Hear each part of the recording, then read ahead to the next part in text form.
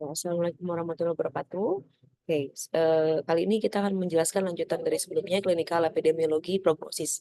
Jadi kelanjutan, jadi kalau misalnya dari epidemiologi klinis itu kita dari perspektif seorang dokter, kita harus bisa melakukan diagnosis, salah satunya berdasarkan pemeriksaan klinis dan berdasarkan diagnostik tes, screening tes, laboratoris apapun, dan kita juga harus bisa selain kita mendiagnosis, kita menyusun treatment plan, kita juga harus bisa prognosis atau ramalannya seperti apa.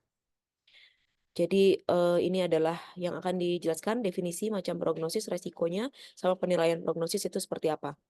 Sebagai pendahuluan, untuk definisi prognosis itu, prognosis itu adalah prediksi, ya terjadinya suatu penyakit dan probabilitas dari suatu terjadinya, perjalanan penyakit, akan terjadinya suatu penyakit atau onset terjadinya suatu penyakit seperti apa, atau nama lainnya adalah future prediction.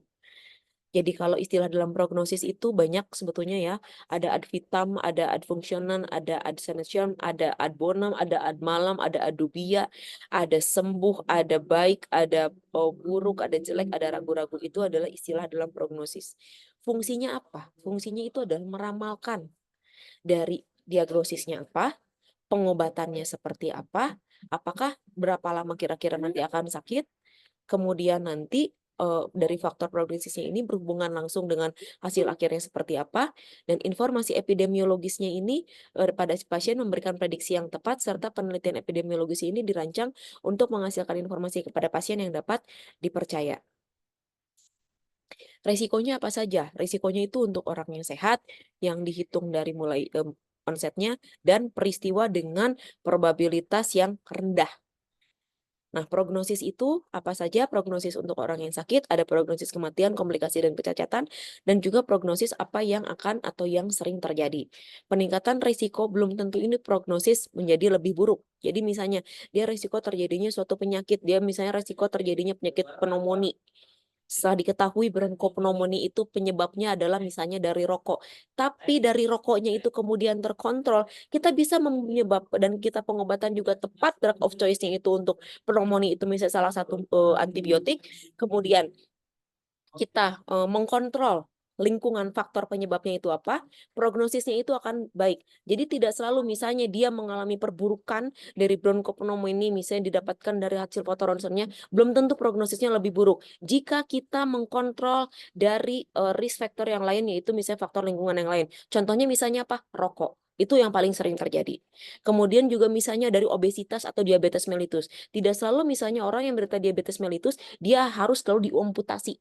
Atau orang yang diabetes mellitus dia misalnya mengalami, gangguan pada glaukoma pada matanya, tidak selalu. Jika misalnya seseorang itu sudah mendiagnosisnya dengan, diagnosis jelas pasti diabetes mellitus. Kemudian habitualnya atau lifestyle-nya dia bisa kondisikan, seseorang tersebut tidak akan berparah, tapi dia menderita diabetes mellitus. Tapi dia tidak akan menyebabkan lebih parah. Itulah fungsinya diagnosis tes, itulah fungsinya prognosis tes. Kita bisa meramalkan jika kita mengetahui faktor risikonya dan mengkontrol faktor risiko tersebut atau predisposing tersebut. Kemudian untuk yang, prognosis itu merupakan suatu penyakit yang deskripsikan melalui perjalanan klinis dan riwayat naturalnya ya atau, natural history illness-nya. Kemudian clinical course-nya adalah evaluasi dari penyakit yang terjadi dalam pengobatan medis dan diterapi dengan berbagai cara yang dapat mempengaruhi suatu kejadian. Prognosis ini tanpa intervensi medis dan disebut natural history of illness. Prognosis ini juga adalah zero time, titik waktu dimulainya pengamatan pada studi kohort atau insection kohort ini digunakan untuk mendeskripsikan sekelompok pasien yang dikumpulkan dekat dengan onset penyakit atau juga disebut sebagai stage migrasi. Kemudian ini adalah rate commonly used to describe prognosis, misalnya ada rate 5 tahunan, kemudian cause fatality, ada disease specific mortality, responnya seperti apa, remission seperti apa, recurrence-nya seperti apa. Ini adalah definisi-definisinya. Kemudian ini adalah salah satu untuk prognosis juga dari suatu penyakit, misalnya ada beberapa kelompok, kita lihat survival case-nya dia ada berapa. Dia makin bulan itu ada yang mengalami penurunan hanya dalam waktu cepat, ada juga yang dia lambat ya, dari suatu prognosis penyakit. Dari suatu penilaian prognosis juga secara quality of life ini mencakup pengukuran semua hasil secara klinis. Di dalam penelitian ini menentukan riwayat alamiah dari suatu penyakit, prognosisnya kelompok pasiennya dipilih secara acak atau enggak. Kemudian misalnya prognosis pasien yang nyeri dada dirawat di rumah sakit. Kemungkinan besar akan lebih buruk jika prognosis pasien yang nyeri dada diperiksa oleh petugas kesehatan di masyarakat. Itu sebetulnya merupakan tergantung dari kondisi pasiennya juga. Nah, itu berdasarkan kualitas kehidupan. Kemudian berdasarkan kuantitasnya, prognosis dilihat dari mortalitas yang diukur dari angka fatality case atau probabilitas kelangsungan hidup. Dilihat analisis kelangsungan hidupnya seperti apa. Apakah metode analisisnya itu sederhana atau dapat mencakup kelompok tertentu atau dilihat dari analisis tabel kehidupan dalam metode untuk memprediksi permulaan dari kejadian sampai sembuh dari suatu penyakit tersebut seperti apa.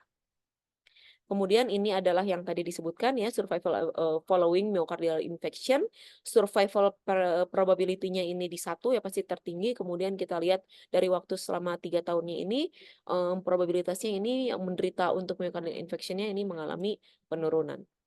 Terima kasih. Wassalamualaikum warahmatullahi wabarakatuh.